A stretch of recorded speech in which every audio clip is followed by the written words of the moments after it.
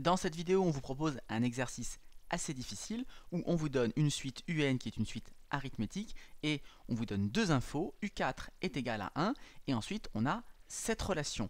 Et le but dans cet exercice, c'est de déterminer U0 et la raison R de la suite arithmétique. Avant de vous frotter à cet exercice, vous pouvez peut-être regarder cette vidéo, un lien va s'afficher ici, un exercice qui est du même type mais un peu plus simple. Si la vidéo précédente vous a semblé claire, eh bien vous pouvez essayer de passer à celle-ci, donc appuyez sur pause, cherchez bien et on se retrouve après pour la correction. Bien, on passe maintenant à la correction de l'exercice. Donc manifestement dans cet exercice, il va falloir exploiter cette relation. Dans cette relation interviennent U1, U2 et U3 et on ne sait pas grand-chose sur ces trois termes. On n'a qu'une information sur U4. Donc première idée peut-être, eh bien utiliser cette information sur U4 et donc exprimer U1, U2 et U3 en utilisant l'information. Comment? Eh bien en utilisant que la suite UN est une suite arithmétique. Donc on sait qu'on passe de U0 à U1 en additionnant une fois la raison. Même chose entre U1 et U2, idem entre U2 et U3 et enfin idem entre U3 et U4. Mais U4 on sait que c'est 1. Ça veut dire que U3 normalement ça doit être 1 moins une fois la raison. C'est ce que j'ai écrit ici. U3 égale 1 moins une fois la raison. Et je vais pouvoir faire la même chose maintenant avec U2. U2, ça va être 1 moins 2 fois la raison. Et enfin, U1 va être égal à 1 moins 3 fois la raison. L'idée maintenant ici, c'est qu'on va pouvoir remplacer dans cette relation U1, U2 et U3, eh bien, par des quantités qui ne dépendent que de R. Et ça tombe bien puisque R, on cherche évidemment cette quantité. Donc là, on va obtenir maintenant une équation en fonction où l'inconnu est R. Alors certes, l'équation va être un peu compliquée, mais si on arrive à la résoudre, on aura trouvé R. Et quand on aura trouvé R, eh bien évidemment, on pourra revenir directement à U0. Donc j'ai écrit que R vérifiait la relation qui est ici, que j'ai obtenue en remplaçant U1 par 1 moins 3R, U2 par 1 moins 2R, et donc U3 par 1 moins R. Voici ce qu'on obtient. Alors maintenant, il va falloir essayer de travailler sur cette relation. Et ça paraît un petit peu compliqué, notamment parce qu'on a ici au dénominateur, eh bien, notre inconnu. Alors, je vais déjà commencer par vous montrer une petite astuce de calcul. Regardez l'équation suivante. On a ici des x au dénominateur. Et bien comme c'est pas très pratique, pas très agréable, ce qu'on peut faire, c'est qu'on peut essayer de multiplier des deux côtés pour se débarrasser des x au dénominateur. Et ici, une bonne idée, c'est de multiplier des deux côtés par 12x. Donc c'est ce que je fais ici, je multiplie par 12x à gauche et je multiplie par 12x à droite. Alors regardez ce qui se passe une fois qu'on développe. 12x fois 1 sur 4x, eh bien on va simplifier par 4x et il va nous rester que 3, puisque 12x c'est 3 fois 4x. Donc le premier produit ici me donne 3. Ensuite, 12x fois 1 sur 6x, on peut simplifier cette fois-ci par 6x. Dans 12x, j'ai 2 fois 6x. Donc ici, ça va simplement me donner 2. Et donc on tombe sur une équation très simple, 5 égale 12x, et donc on peut par exemple conclure en écrivant que x est égal à 5 douzièmes. Alors ici, la question qu'il faut se poser, c'est pourquoi est-ce que j'ai pris 12x? Eh bien 12x, en définitive, c'est un multiple de 4x, c'est 3 fois 4x, et c'est aussi un multiple de 6x, c'est 2 fois 6x. Donc en fait, c'est un nombre qui va me permettre d'avoir ensuite des simplifications. Donc si je reviens à mon exemple ici, et on va regarder directement ici la relation de base. Moi j'ai envie de multiplier par quelque chose de chaque côté pour ne plus avoir ce U1 fois U2 au dénominateur et ce U2 fois U3 au dénominateur aussi. Donc ici on cherche un nombre qui contient U1, U2 en facteur et un nombre qui contient également U2 fois U3 en facteur. Eh bien une bonne idée, ça va être de multiplier de chaque côté par U1 fois U2 fois U3. Regardez ce qui se passe si je multiplie donc à droite par U1 fois U2 fois U3 et à gauche aussi. Donc là, je vais avoir mes deux premiers quotients qui vont avoir maintenant au numérateur U1 fois U2 fois U3 et on va pouvoir simplifier. On va pouvoir simplifier ici par U1 fois U2 en haut et en bas. Il va donc me rester que U3 et même chose pour le second quotient. Je vais factoriser, je vais simplifier par U2 fois U3 en haut et en bas. Il va donc me rester que U1. Donc je vais pouvoir en déduire que U3 plus U1 est égal à 2 fois U1 fois U2 fois U3. Donc c'est ce que je vais faire maintenant directement sur cette relation. Je vais multiplier des deux côtés par ce produit-là. Ainsi, dans ce premier terme, eh bien, on va pouvoir simplifier par 1 moins 3R et 1 moins 2R. Il va donc rester juste 1 moins R, ce qui va correspondre à U3. Dans le second ici, quotient, on va simplifier par 1 moins 2R et 1 moins R. Donc il ne va rester que le 1 moins 3R, ce qui correspond à U1. Et donc à droite, on aura deux fois ce produit-là. Donc voilà ce qu'on obtient. Donc à gauche, peut-être qu'on va essayer un petit peu de réduire. À droite, ici, on a un produit. Eh bien, on va regarder ce qui se passe quand on développe ce produit. Donc là, j'ai trois facteurs. Je vais commencer par exemple par faire le développement des deux premiers facteurs. Donc 1 moins 3R fois 1 moins 2R. Et puis ensuite, je multiplierai le tout par 1 moins R. Donc c'est ce que j'ai fait ici. On obtient à gauche donc 2 moins 4R. Et à droite, donc j'ai directement développé ici réduit. Voilà ce qu'on obtient. Donc maintenant ici, pareil, toujours pour simplifier les calculs, on observe qu'on a un facteur 2 ici devant que je n'avais pas trop pris en considération avant. Mais regardez ce qui se passe. À gauche, on a 2 moins 4R. Donc là aussi, on peut factoriser par 2. Si je factorise par 2, ça va me donner donc 2 facteurs de 1 moins 2R.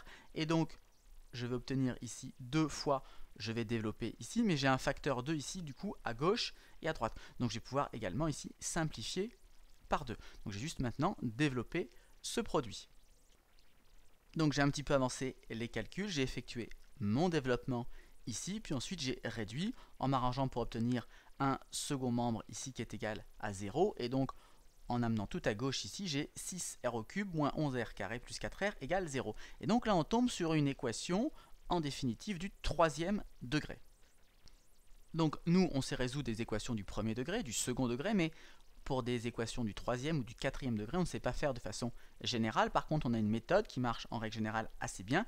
Il faut essayer de s'arranger ici pour factoriser l'expression. Et là, c'est assez facile de factoriser cette expression, puisqu'on a R qui est en facteur ici commun. Donc, factorisons par R. J'obtiens donc R, facteur de 6R carré, moins 11R plus 4, donc toujours égal à 0. Donc notre nombre R, notre raison, elle vérifie cette relation. On a maintenant un produit ici qui est égal à 0. Et bien ça, on sait que ça revient à dire que au moins l'un des facteurs est égal à 0. Donc là, on a R qui est égal à 0, ou, seconde possibilité, 6R carré moins 11R plus 4 qui est égal à 0. Alors, regardons la première possibilité. R égale 0. Est-ce que c'est possible ça?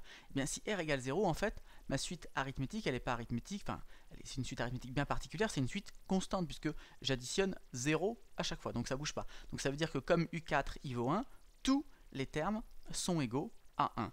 Alors, évidemment, là, la relation qu'on avait au début, ici, est vérifiée, puisque 1 sur U1 fois U2, eh bien ça va me donner 1. 1 fois 1, le 1 divisé par 1, ça nous donne 1, plus, si je regarde U2 fois U3, ça va donner aussi 1, et 1 plus 1 est bien égal à 2. Donc ça, c'est une possibilité, tout à fait. On peut avoir R qui est égal à 0. Et dans ce cas-là, la suite, elle est constante, égale à 1.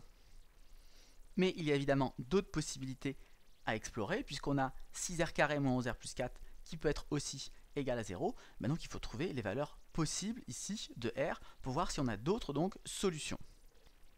Alors c'est ce que j'ai fait ici, j'ai avancé un petit peu les calculs. À gauche, j'ai rédigé, j'ai rappelé que si R est égal à 0, on avait donc une suite qui était constante avec tous les termes qui étaient égaux à 1, mais on avait cette relation qui était bel et bien vérifiée, donc ça c'était une première possibilité. Donc maintenant j'ai calculé ici quelles étaient les valeurs de R possibles. Donc j'ai regardé pour mon trinôme ici, 6x carré moins 11x plus 4, est-ce qu'il avait des racines?